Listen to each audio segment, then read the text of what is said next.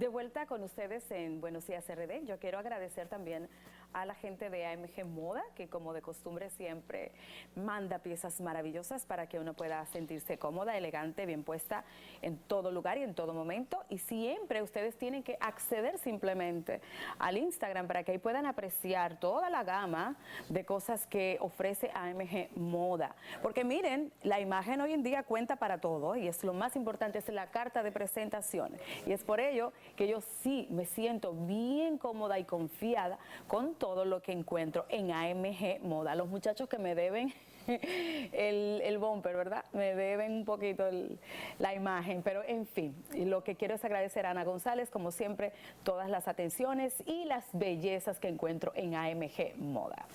Bueno, cuando estábamos comentando hace apenas unos segundos acerca de lo que está pasando, el movimiento económico que se ha gestado a nivel local y global, por supuesto, es cuando entra en todo este escenario el experto, ¿verdad? Un asesor económico de primera línea.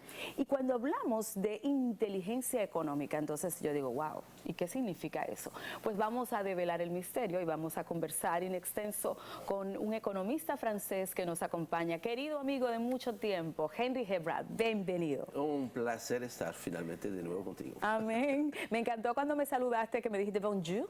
Ajá. Para no perder la costumbre. Para no perder la costumbre, que ya efectivamente ya la parte francesa se queda cada vez más atrás y ya estamos cada vez más aquí en República Dominicana. Así es. Ya es nuestra nueva casa. Pues también nos sentimos tristes esta semana porque no fue mal en el béisbol. Ay, sí. Definitivamente, la gente está más triste de la cuenta. Mira, yo no soy ningún experto en béisbol, porque ya, en Francia es muy mal. En Francia es fútbol. Es más el fútbol, el rugby y esto.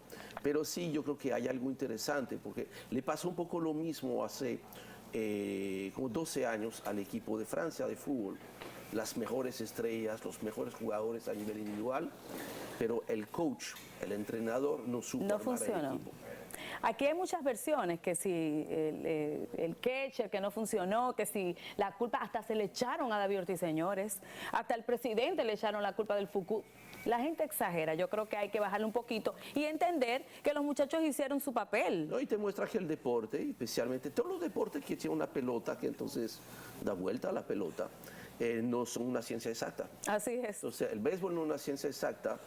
Y a veces, mira, tampoco la economía. Eso yo te iba a decir, que me parece que la economía tampoco es una ciencia exacta. No, de hecho, tú sabes que muchas veces cuando empiezo las charlas que yo doy, ¿no? a varios grupos, siempre les digo al principio, ¿no? Para relajar un poquito y bajar las expectativas, que el problema con los economistas es que pasan el 50% de su tiempo explicando qué es lo que va a pasar. Teorizando. Y el otro 50% explicando por qué no pasó así. ¡Wow! Dios santo. Entonces, que no es una ciencia.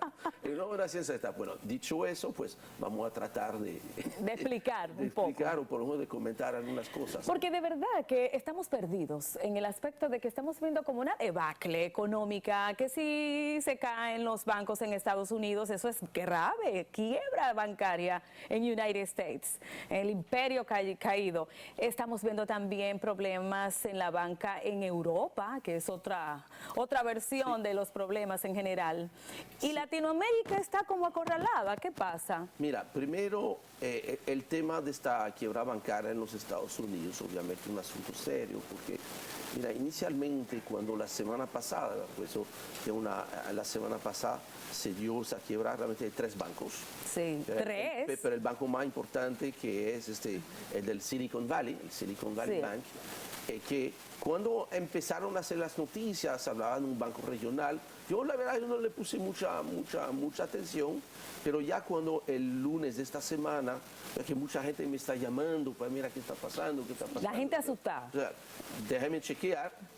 Como a ver, dice, mira, banco regional puede ser, pero cuando tú ves el tamaño de este banco que cayó, este Silicon Valley Bank era el banco número 16 en el ranking de tamaño en los Estados Unidos. Y para que tengamos una mejor idea, los activos del banco superaban los 200.000 millones de dólares, que es lo mismo decir que el tamaño de este banco equivalía a 2 veces el tamaño de la economía dominicana. Wow. Entonces, no es un banco chiquito que se cayó. Entonces, esto ha hecho que obviamente creó una onda de shock a nivel mundial y rápidamente, porque el mundo está tan conectado, que esto trajo como consecuencia que un banco de Europa muy importante, un banco suizo, Ay, papá. porque no es cualquier un banco de Suiza. Los bancos suizos son famosos porque allí es donde están las reservas de las personas más ricas del Sí, mundo. entonces mira, un banco suizo con toda la seriedad de Suiza, el Credit Suisse, que es el segundo banco más grande en Suiza, que ya tuvo problema en un pasado reciente, porque inclusive parte de la agravación del problema esta semana con el banco suizo era que el año pasado el inversionista que salvó al Credit Suisse de la quiebra el año pasado, que un príncipe árabe que puso dinero fresco en el banco, con eso adquirió un poquito menos del 10% del capital del banco. Él dijo que esta vez que no lo hacía. que no, que ya, ¿Y por qué? Porque ya puse mucho dinero, no me fue Y no muy bien, pasó que nada. digamos. Entonces, mira, con otros, busquen otra solución que yo no voy a poder llegar. Entonces, eso obligó al equivalente del Banco Central de Suiza, de la Reserva Federal de Estados Unidos, a hacer un programa de rescate, prestarle dinero, estamos hablando de 50.000 millones de dólares, es una suma considerable, para mitigar un poquito eso. Lo mismo está pasando con otros bancos en Estados Unidos, donde ya otros bancos que también están viendo, mira, el refrán popular, cuando tú ves la barba de tu vecino arder, hay que poner la tuya en remojo. Así es. Lo mismo aplica con los bancos. Entonces, los otros bancos, viendo el peligro, dicen, no, mira, vamos a prestarle dinero, vamos a inyectarle dinero Para mantener la para estabilidad. mantener la estabilidad. Veremos la próxima semana cómo eso puede evolucionar, pero sí fue una llamada de alerta y te muestra la importancia que yo creo que esto fue la ganancia grande que tuvo República Dominicana con un proceso tan traumático que fue de la crisis bancaria 2003-2004, Dios. es que de esta crisis salieron toda una serie de nuevas reglas, una supervisión bancaria mucho más eficiente, que la mejor ilustración de eso fue que en el 2008-2009, que cuando hubo esta crisis bancaria enorme, que inclusive se terminó llamando a nivel mundial, es la gran recesión,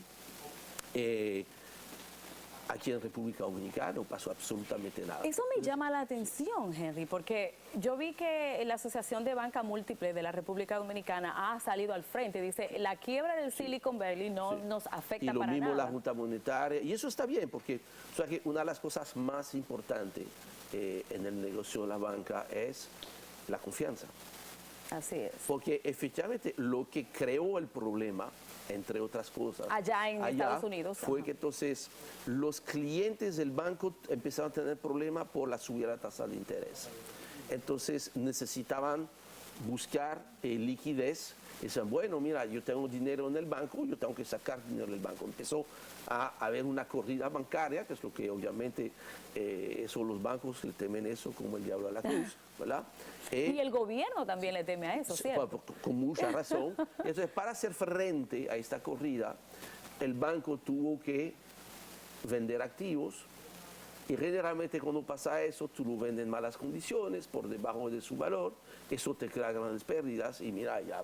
Se desploma todo. Eso es lo que le pasó a este banco y pasó también porque quizás por la insuficiente supervisión bancaria en los Estados Unidos, ¿cómo? que habían relajado. Allá en el norte. Pero claro, porque habían relajado las condiciones. Dios. Cuando hubo la crisis bancaria en los Estados Unidos, 2008-2009, se puso, obviamente, se endurecieron las condiciones de supervisión, lo cual está muy bien, y se decía que a partir de 50.000 millones de dólares, tú eres un banco grande, te tengo que supervisar full. Con mucho lobbying, los bancos en Estados Unidos obtuvieron un cambio y este límite de 50 se elevó hace unos 4 años atrás a 250. O sea, que ellos buscándosela, negociando. Y eso sacó entonces del radar muy estricto a bancos como este, que no era un banco chiquito. Y por otra parte, como no había esta vigilancia tan estricta, esto le permitió al banco relajar un poco una de las reglas básicas, que es, si tú vas a pedir, si tú tienes financiamiento de corto plazo, tú tienes que hacer inversiones de corto plazo. Pero ¿qué pasa? Como siempre, el afán de lucro, todos los 7 pecados capitales. La avaricia. La avaricia, la codicia. Entonces, fueron a buscar financiamiento a corto plazo, entonces, porque la tasa de interés es baja. Invirtieron a largo plazo, porque la tasa de interés es alta. Entonces, te funciona bien siempre y cuando tú no tenés que ir a salir a vender las inversiones. Y eso fue lo que le pasó. Eso fue cometido un pecado capital, fue permitido porque la supervisión no fue suficientemente estricta. Que no solamente aquí falla la supervisión, por lo visto. No, pero ya eso te muestra, por eso yo creo que el país se fortaleció muchísimo después de esta crisis bancaria, y eso ha hecho de que inclusive tú ves que hoy en día, inclusive cuando el país emite bonos soberanos, o sea, busca que inversionistas pongan dinero, ya no solamente lo ponen en dólares, sino hasta en peso, lo cual te muestra que ya hay un nivel de confianza con la economía dominicana que obviamente no existía hace 20 años atrás. Y eso habla bien de la República Dominicana. A mí me llama la atención que siempre estamos gozando de un clima de inversión importante, seguro, confiable, que tenemos una macroeconomía que es digna de encomio, ¿verdad? Mucha estabilidad. Pero al final los problemas siguen perennes aquí en la República Dominicana en cuanto al manejo de las finanzas de la gente, en cuanto... Ahora necesitamos poner en contexto, Henry, lo que está pasando. Ya hablamos de esa situación mundial que también nos afecta. Tenemos que empezar a decir de la pandemia, de la guerra de Rusia-Ucrania. Tenemos que poner también en contexto la inflación que está matando a toda Latinoamérica. Que eso es el problema, o sea, que es definitivamente el mayor problema. ¿El mayor problema cuál es? Es el tema de la inflación. La inflación. Yo creo que efectivamente es un problema a nivel macro, pero sobre todo lo es a nivel micro, porque se acostumbra a decir que la inflación es como el impuesto a los más pobres, porque generalmente la inflación se concentra en el rubro de los alimentos, y la compra de alimentos para lo que se llama el quintil 1, que es el quintil 1, el 20% de los hogares más pobres. Tú ves la composición de la canasta de bienes y servicios, lo que compran mensualmente, los alimentos se llevan un poquito más de la mitad de los gastos del hogar. Cuando tú vas al quintil 5, que es el 20% más rico, no llega ni siquiera al 20%. Entonces se le afecta mucho más a los más pobres el tema de la inflación, por eso que es como un impuesto a los pobres. Entonces, y también en los combustibles se refleja, que entonces, es otra parte. Entonces, por dicha, mira, el año pasado, y eso yo creo que es muy importante explicarlo, el año pasado, hace prácticamente un año, exactamente, porque fue 2 o 3 días después del discurso de rendición de cuentas del 27 de febrero, el presidente Abinader toma una decisión que para mí, yo al principio, pues tengo que ser honesto, yo tenía ciertas reservas, porque generalmente, mira, los subsidios a los combustibles tienden a favorecer más a los que realmente compran combustibles, que son los quintiles 4 y 5. Los empresarios. La gente que más dinero tiene, que son los que tienen vehículos y gastan mucho en los combustibles. Sin embargo, cuando tú ves lo que ha pasado en el 2022, esto terminó siendo la decisión económica más trascendental para el caso de la República Dominicana. La tabla de salvación. Terminó siendo no un subsidio, sino una inversión en paz social. Eso ha permitido que la inflación no se disparara más. Eso ha permitido que la economía siguió creciendo, los empleos recuperándose, porque todavía no habíamos terminado cuando empezó el 2022. No habíamos terminado de recuperarnos del COVID. Empieza la guerra en Ucrania. Así es. Con consecuencias que agravaron el tema de la inflación en los alimentos, porque Ucrania y Rusia prácticamente en algunos rubros, cereales, por ejemplo, y aceites, que está muy relacionado, representaban el 60% de las exportaciones mundiales. Y el problema del gasoducto también. Entonces, por encima de esto, producto de esta guerra, con el tema del gas natural, que la Unión Europea, los países europeos, especialmente Alemania, dependían prácticamente un 100% del gas ruso. Al tener esta guerra, se pelearon, decidieron no te voy a comprar, entonces bueno, qué bien que tampoco te voy a vender, a ver dónde tú vas a conseguir gas. Eso ha provocado un incremento tan descomunal del gas que entonces en algunos países como los Estados Unidos la gente sustituyó el gas natural por el gasoil. Consecuencia de todo esto, y eso lo conecto con yo creo que este fin de semana hay una expectativa tan alta de que bajen los combustibles. Que es muy parecida a la expectativa que todos teníamos con lo del béisbol. Bueno. ¿Pero van a bajar los combustibles, tú crees? ¿Que sea posible algún día que el gobierno haga eso? Algún día van a bajar. ¿Algún día? Pero este día no va a ser esta noche o mañana. No. ¿Qué tenemos que explicar? Mira. ¿Por qué? Primero, mira, ¿sabes que cuando el presidente de la República se refirió al tema de los combustibles, él indicó un rango de precio para el petróleo? Porque eso lo hace más fácil entender. Sin embargo, lo que realmente importa para calcular los precios no es el petróleo. ¿Cómo que no? No, por una razón. ¿Y qué son los impuestos? No, es porque realmente lo que importamos como país es gasolina y gasoil. El año pasado, 2022, el país consumió o importó, están haciendo lo mismo, unos 74 millones de barriles de petróleo y derivados. Un barril de petróleo equivale a 42 galones. O sea, estamos hablando de muchos galones. Y fue un año récord. O sea, nunca hayamos consumido tanto combustible, lo cual muestra que hay actividades económicas. Entonces, de esos 74 millones de barriles, solamente el petróleo que se refina en la refinería representa 8 millones de barriles. Entonces, realmente es muy poco lo que importamos como petróleo para refinar, y realmente lo que sí se está importando son productos terminados. Terminados, que por eso no sale más caro. Que ahí estamos hablando de gasolina, de gasoil,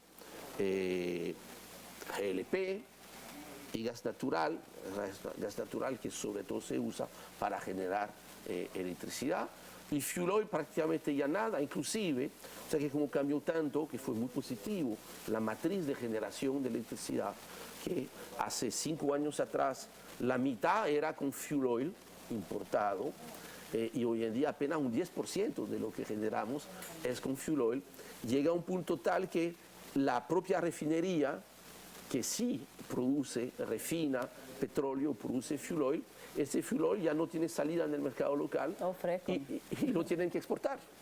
Lo cual resulta bastante curioso ver que la República Dominicana se está convirtiendo también en un exportador para algunos productos. Entonces, volviendo ahí, tú lo que más importa son productos terminados como la gasolina y el gasoil. ¿Qué pasa? Antes del COVID, antes de la guerra con Ucrania, prácticamente el precio de la gasolina y del gasoil se comportaba igual que el precio del petróleo. Si subía el petróleo, subía la gasolina y el gasoil, y más o menos en promedio, puede cambiar dentro del año por la temporada, por ejemplo, en verano, donde se maneja mucho en los Estados Unidos, entonces hay mayor demanda por la gasolina. En invierno, que más por el frío, entonces se consume un poquito más de gasoil, entonces el precio puede ser, pero en promedio un barril de gasolina costaba entre 10 y 15 dólares por encima de un barril de petróleo, lo cual, mira, tiene mucho sentido, lo mismo que, mira, un ron blanco más barato que un ron añejo. ¿Okay? Sí. Entonces, es un poquito lo mismo con los combustibles. ¿Qué pasa? Que hoy en día el diferencial de precio, que solía estar entre 10 y 15 dólares, está por encima de los 40 dólares. ¿Y por qué? Porque el mercado ha cambiado con toda la crisis. Por ejemplo, lo que estaban explicando, como los precios del gas natural se dispararon, en vez de utilizar gas natural para calefacción, la gente empezó a utilizar gasoil porque era más barato, pero entonces eso provoca una demanda adicional, lo cual hace que como las refinerías tienen una capacidad limitada, inclusive algunas refinerías no volvieron a abrir después del COVID, ha hecho que entonces el gasol sube mucho más y es la razón por la cual, aunque efectivamente hayan bajado los precios del petróleo, hoy está en los $68, que en condiciones antes del COVID hubiese permitido que los precios de la gasolina y el gasol hubiesen bajado. Todavía para este fin de semana, claro, yo no tomo la decisión de esto, yo nada más analizo, yo veo las cifras. De acuerdo a las cifras, sí, el subsidio debería de bajar significativamente esta semana. En el caso de la gasolina, faltaría probablemente entre 5 y 8 pesos todavía para que pueda bajar. Para que tengamos la idea, y porque todo es cuestión de cifra, $1 de más o de menos en el precio del petróleo equivale al precio al consumidor final alrededor de $1.50 a $1.60 por galón. Entonces, es como si nos faltaría todavía, en el caso de la gasolina, según ese cálculo, sí, unos 4 o 5 dólares más. Y en el caso del gasoil, lamentablemente la diferencia es un poquito mayor, haría falta unos 10, 12 dólares. Pero ¿qué pasa? Y eso lo tenemos que entender. Ahorita bajó el precio del petróleo en el mercado mundial por la crisis bancaria, por el temor de que se vaya a caer la economía. O sea, cayeron los precios por una mala razón, por una mala noticia. Y que es temporal también. Que es temporal porque al mismo tiempo, algo que es una buena noticia, que es la reapertura de la economía de China, tiene una consecuencia que no es tan agradable, que al abrirse la economía de China, vuelve a crecer la economía de China, crece su demanda por energía, crece la demanda por petróleo y entonces los precios del petróleo van a subir. Por eso que tú ves que hace 10 días el petróleo había regresado arriba de $80. Prácticamente bajó hasta $20 en unos 10 días, volvió a subir, está en los 68. Está fluctuando mucho. Entonces, si efectivamente, mira, se tranquiliza la crisis bancaria, que todos esperamos que ya eso esté pasado, la tendencia va a ser, sigue abriéndose la economía de China y lo más probable es que cuando terminemos el año 2022, los precios del petróleo van a estar, 2023, van a estar más cerca de los $100 que de los $60. Ay, Dios mío. Pero donde sí es una buena noticia es que quiere decir que la economía va a estar mejor y como esta vez, a diferencia del año pasado, el año pasado cuando el presidente Abinader anuncia la medida del congelamiento de los precios de los combustibles, él tomó una decisión muy difícil porque no había nada en el presupuesto para eso, había cero. Se puso después en el presupuesto complementario 40.000 millones de pesos, de los cuales se terminó gastando 36.000 millones, y en el presupuesto de este año hay 20.000 millones de pesos.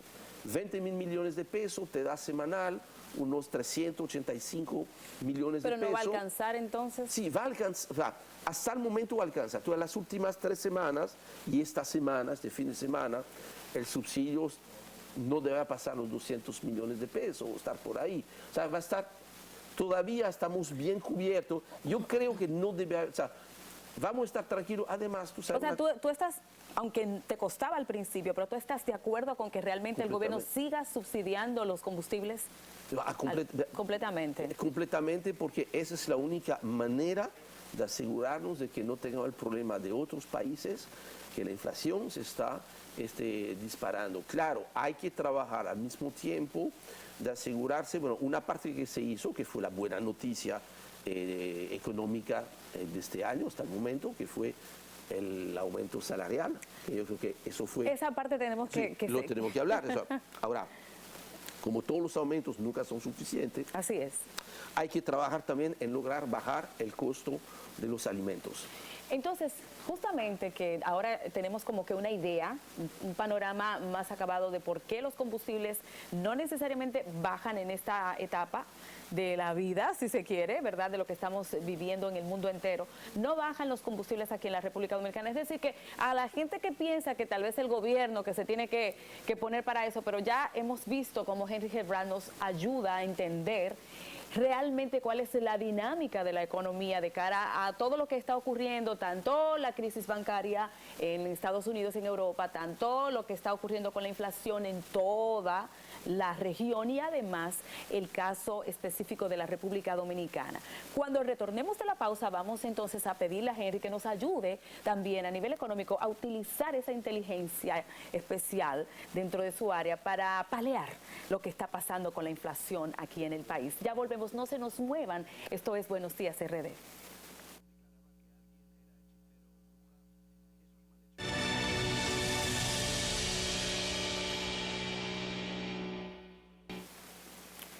Esta conversación con el economista Henry Gebrand está muy interesante. Me encantó una frase que me decía detrás de las cámaras que hoy en día tenemos que en República Dominicana no enfocarnos tanto en el crecimiento de la economía, sino más bien en el desarrollo económico. Eso es interesantísimo. Porque eso es crecimiento de la gente. Crecimiento de la gente, ciertamente. Pero precisamente hablando de la gente, Henry, porque todo lo que planteas, como que a nivel económico se han manejado bien las variables y que todo va bien, pero al final es como decir, la operación fue un éxito, pero el paciente murió, porque siempre tenemos el problema. Y ahora, ¿con qué se come? Y la inflación, ¿cómo se puede lograr paliarla? No, mira, es definitivo que uno de los temas fundamentales por lo que queda del año va a ser cómo desde el Estado mejorar algunas cosas. Yo creo que fundamental va a ser la calidad en la ejecución del gasto. Tú sabes que la forma como el Estado interviene en la economía es importante. El gasto en educación, claro, el gasto en salud, las compras que puede realizar a las MIPYMES. Esa es la parte del gobierno. La rapidez con la cual puede estar pagando a las MIPYMES, que ahí, mira, yo creo que tanto el gobierno como las, y que no persiga tanto la DGI. Las cadenas de supermercados tienen que ayudar a las pequeñas empresas en agilizar los pagos. Yo creo que es una forma también de ayudar. Dos, creo que el gobierno deberá contemplar la posibilidad de que productos de la canasta básica que todavía pagan ITEVIS, como el azúcar, el aceite, margarina, café. Desgravarlo. Exactamente. Yo creo que España lo está haciendo.